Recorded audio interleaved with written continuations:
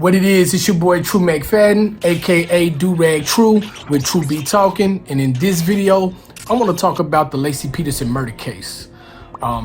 If you don't know about Laci Peterson, in 2002 on Christmas Eve, she was reported missing by her stepfather and her husband. At the time, she was 8 months pregnant when she went missing. Once she went missing, her husband, Scott Peterson, became the prime suspect. And honestly, throughout this case, throughout the investigation, he was the only suspect. And it's weird that they had tunnel vision only on Scott for the simple fact that none of the evidence really matched up. Now, if you followed this case, if you known about this case, if you watched any documentaries on it, you know that they did charge and convict Scott Peterson with the murder of Laci Peterson. The thing I want to kind of talk about in this video, I do think he's innocent, but I don't want to necessarily talk about his innocence. I want to just talk about the case itself, based off the evidence that the police had, based off of the evidence that was talked about in the A&E show, The Murder of Laci Peterson. If you haven't seen it, go check it out. It gives a breakdown of the full investigation from start to the trial to the conviction and all that. And it even shows evidence that was, never brought forward during the trial, evidence that was just simply looked over or not investigated by police. The first thing I want to bring up is the eyewitnesses. So the police timeline of when Scott killed Laci is December 23rd. They claim that Scott killed Laci on the night of December 23rd. He murdered her in the home, and then on the morning of the 24th, he loaded her up in his truck, in his boat, and he took her to the marina. I think it's the Berkeley Marina, and dumped her body there. There's an issue with their whole timeline, starting with the fact that Laci Peterson, based off of eyewitness, I think like 7 eyewitnesses that claimed that they saw Laci Peterson on the 24th. The fact that she did take the dog out for a walk on the 24th. That timeline of Laci being seen on the 24th disrupts that whole theory of that's how the murder took place. So in any murder trial, in most murder trials, most murder cases, you're gonna have, of course, you have a victim. Usually you're gonna have a murder scene where the murder took place, and you're also gonna have a way that the person was murdered. You're gonna have those 3 basic things, especially in like a capital murder trial, which this was. The police were never able to substantiate or confirm a murder scene. They claimed the murder took place in the home, but the fact that Laci was murdered and also dismembered, which they try to throw off the dismemberment, her being dismembered as her body just being in the water and her hands and feet and head just falling off somehow by the fish or by the water or whatever. But that's what they claim. But if you're gonna murder someone and dismember them, there's not enough cleaning in the world that can get up all that blood without them being able to see something, or put down luminol and some type of blood shows up. Plus, if you're gonna dismember somebody, there's gonna be a lot of blood, period. So they never found any blood in the home, no signs of a struggle, no signs of disturbance, nothing of that sort in the home. They never found anything in the home that shows that anyone was ever murdered inside the home. So the fact that she was seen on the 24th, the fact that the house it's pretty much impossible for the home to be the murder scene. That's 2 things right there that shows that Scott didn't do it. The other thing is, if you like me, you're a fan of true crime, murder investigations, things like that. I watch a lot of ID channel. One thing that you will hear detectives say a lot is there's no coincidences in police work. That basically if something seems to be out of place or different, it probably is. In this case, the coincidence shows up as on the day of the 24th, on Christmas Eve, when she went missing. There was also a report by another neighbor that someone was burglarizing the house across the street from Laci and Scott Peterson's home. This is a big deal. It's a big deal for the simple fact that if Laci, if all those 7 or 8 people that made a statement saying that they did witness Laci with her dog on a walk that morning, the eyewitness that reported, because this is reported, she reported it to the police that there was a robbery taking place or a burglary taking place on the 24th. And police just completely looked over that. They actually caught the guys that did the burglary. And the burglars told them that they did it, that it wasn't the 24th. It was the 26th when they did the burglary. And the cops took that and ran with it. They literally just, well, we have a report saying that it was the 24th. Well, no. We wasn't there on the 24th. We were there on the 26th. Which, that is crazy as well, for the simple fact that by the 26th, that street, Laci Peterson and Scott Peterson Street, was crowded with news trucks and news cameras. Y'all some bad motherfuckers if y'all went and burglarized a house while there's cameras out there. Not just people, there's cameras, there's news cameras and shit out there. So the police took the robber's word for it that they did it on the 26th, not the 24th. So, like I said, there's no coincidence in police work. That's what they say. There's no coincidence in police work. You have a report saying that there were robbers across the street from Laci's home on the 24th. The working theory for that is that she confronted them. She confronted the burglars. The burglars kidnapped her in a van that they had. Not to mention that there was also a van that was found a mile or two away from that home, from that address, that was burned out, that also had blood in the back on a mattress. The blood was tested, I think, at least once so far, and they weren't able to determine or connect anything.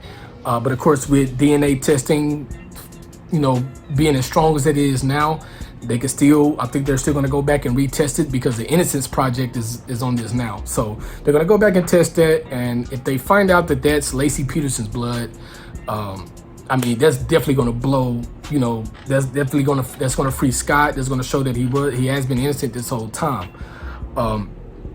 In court, in the trial itself, a lot of this evidence was not brought forward.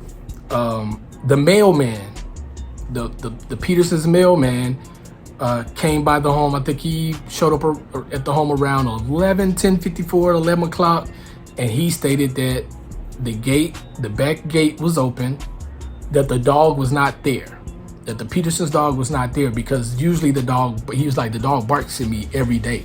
No matter if it's in the backyard, if it's in the house, if it's outside, wherever the dog is, when I come to deliver mail, it barks at me. That day, the dog didn't bark. That means that more than likely, the dog was with Laci out on the walk, like she does sometimes. How all the eyewitnesses stated, hey, we saw her this day. I saw a little pregnant lady walking this type of dog this day at this time. You have seven or 8 eyewitnesses that also point out the route.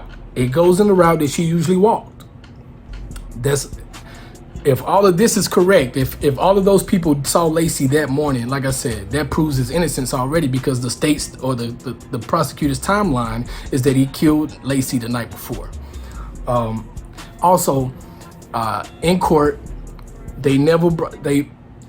Laci's body, Laci and Connor, the unborn child, their bodies were found on, Connor's was found on April 13th.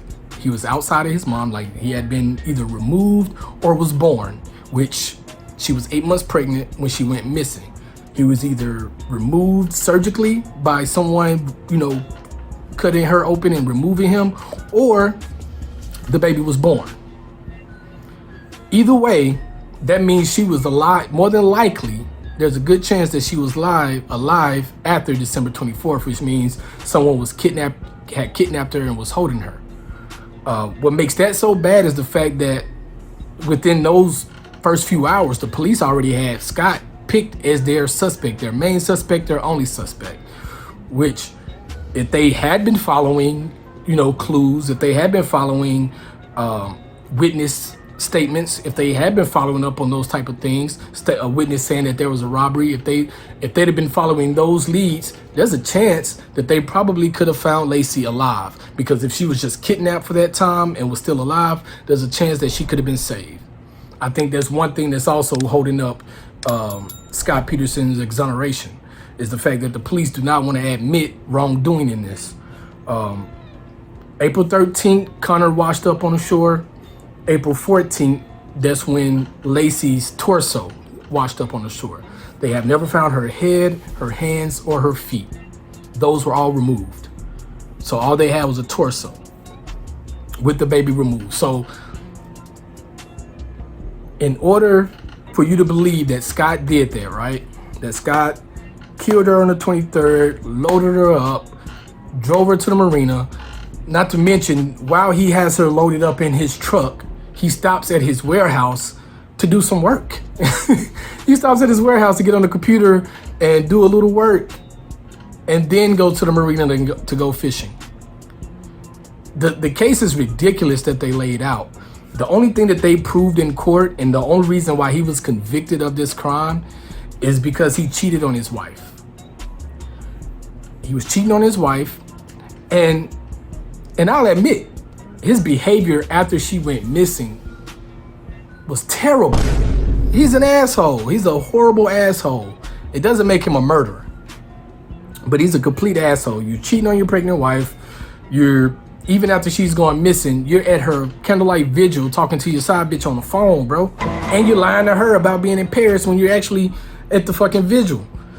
Shitty person. Terrible person. Terrible judgment of character and what's going on. Doesn't make him a murderer. He did cheat, and they did prove it. He was talking to his side piece while the vigil was going on, and they're able to prove that. The one thing that they're not able to prove, or that they didn't prove, at least in my eyes, based on the evidence that was presented, they did not prove that he killed her. They did not prove that he dumped her body in the marina. They did not prove that he removed his son from her body, because there's only one of two ways that the baby was outside of her body when their bodies washed up. She either had him while she was alive, or he was removed by whoever committed the murder. I personally think whoever did it is still out there. I think those robbery suspects, the people that burglarized the house across the street, I definitely think they had something to do with it. I think the police did a horrible job in this case. And it's basically something that happens a lot when it comes to like smaller police departments and when they're working a high profile case. They kind of just, because the cameras are on them, the world is looking at them. They probably never dealt with something this serious or this big, but they kind of just, hey, we got to hurry up and get this thing solved. We got to get her found, and we got to get this thing solved, and we got to, but for her to be dumped in the marina, what they claim to be dumped in the marina on the 24th. And matter of fact, a few days after the 24th, they actually did an extensive search in the area where they think Scott might have dumped her body. They found nothing. They say he weighed her down with weights. That doesn't make sense. With an anchor. That doesn't make sense because he still had the anchor. They claim that he made some other anchors because he had a bag of cement. But he said that he dumped it out in a hole on the side of his house, which you go to the house, there was a hole where the cement was. The cement was poured in there. So he didn't lie about that. He didn't lie about making any other anchors. He didn't lie about taking her to the marina and dropping her off. None of those are lies. The only thing he lied about was having a side bitch. That's it. That's the only thing they got on him. Yo, you cheated on your pregnant wife. That's the only thing they have. All the other clues, all the other evidence, the actual evidence in this case, it points to nothing happened in that house. It points to Scott had nothing to do with it. And it points to there's definitely other suspects that should have been looked at deeper. This is just my take on it based off of what I've been seeing over the years about this case. It bothers me to the fact that, this guy's still in prison for something he clearly had nothing to do with. Clearly had nothing to do with this. But that's my take on it. Let me know what you think in the comments. Don't forget to like, subscribe, share. It's your boy True McFadden, aka Do Rag True, and I'm out.